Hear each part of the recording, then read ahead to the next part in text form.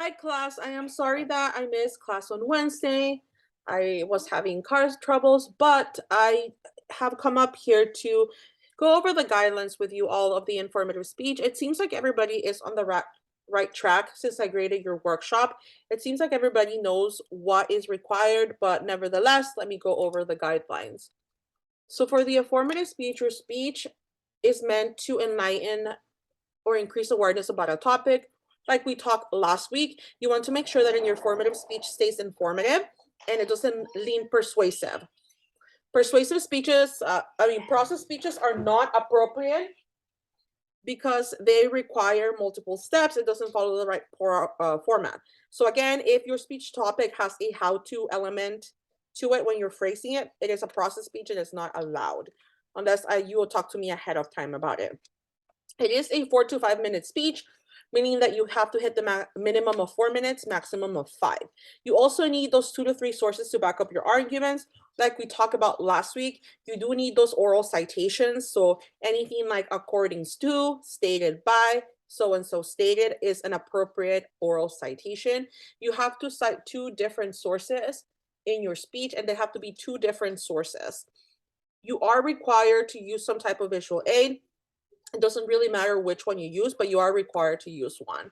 So those are basically the guidelines. I have already pre-selected the order that we're going in, which I'll show you next. Make sure that you present on the day that you have been assigned and that you submit your outline on the day that it's assigned. So now let me go into the actual order of speaking.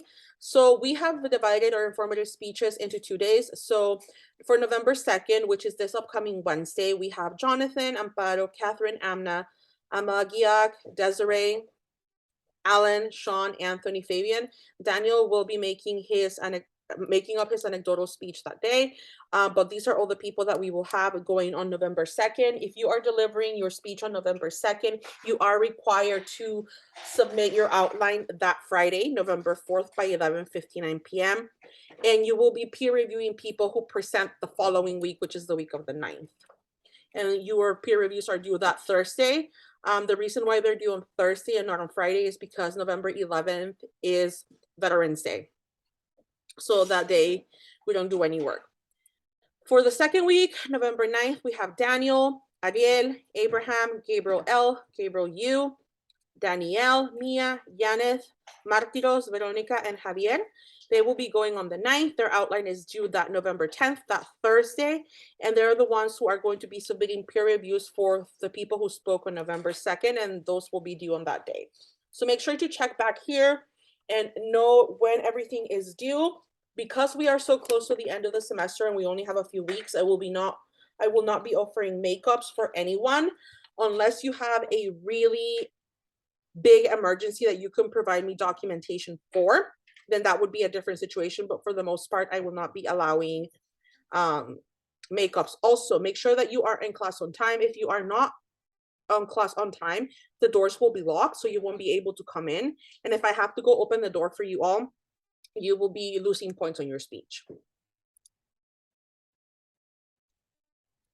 Another thing that I wanted to discuss before I move on to the rubric is the guidelines for visual aids. Obviously, because you are going to be required to use a visual aid, you need to follow specific guidelines. So you can use anything from a poster, a prop, a picture, you can use the whiteboard or anything like that. However, if you are using any visuals that require any of the following, that require the use of the projector, such as a video, Google Slides, PowerPoint, or a picture that you want me to pull up, or a website that you want me to pull up, or YouTube, or anything like that.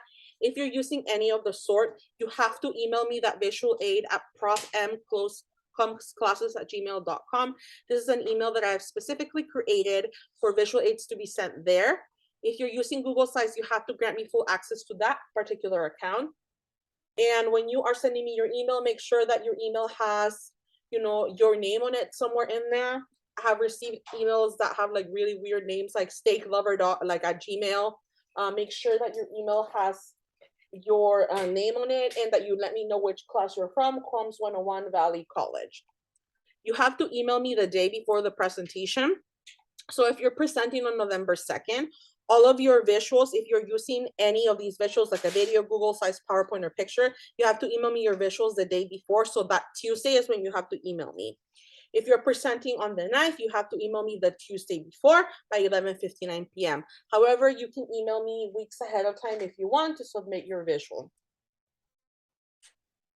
Things that are not allowed are flash drives, logging into your personal email, Pressies, or any of that. It takes away from time, and we are short on time. We are on a tight schedule, and we have to have all these folks present on the day. So I don't have time to be logging into individual accounts. So make sure that you send it to this email. Another thing, this email is different from my faculty email, so you cannot send your visual aid to my faculty email. That doesn't count. If you send it to my faculty email, I will not allow you to use it. It has to be sent to this email. So now that I talked about that, let's talk about rubrics. So how am I going to grade your speech? So for your informative speech delivery rubric, I'm going to be looking at, the elements that we have talked about that every single part of the speech should have. I'm looking for a well-built introduction with an attention grabber, specific purpose, credibility statement, and preview of main points.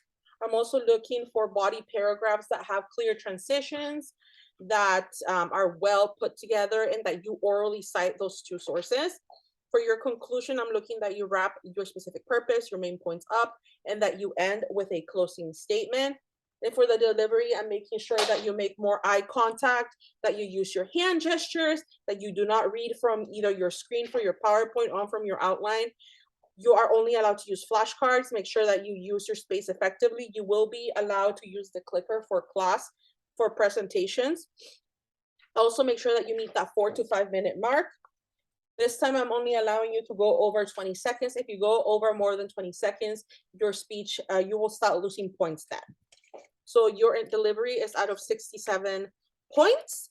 And now let's talk about your outline. The outline is the same way as the other outline. It has a couple more components that are different. So for your informative speech outline, I'm looking at that Roman numeral format, transitions, the label transitions in speech sections, that you have your general and specific purpose, and that you have like a works cited page and MLA format, and that you have those like minimum of the 2 required sources. Your outline is out of 33 points.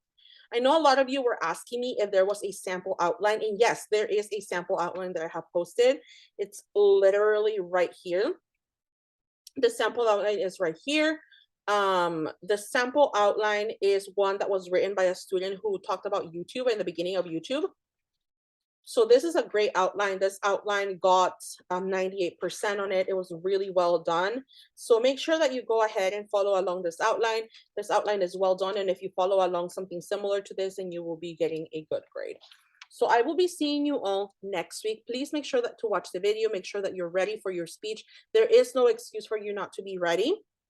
Be ready, be here on time, and send me your visual aid to the Prof M Comms Classes Gmail. If you send it to me anywhere else, you will not be allowed to use it, and you have to send it to me the night before.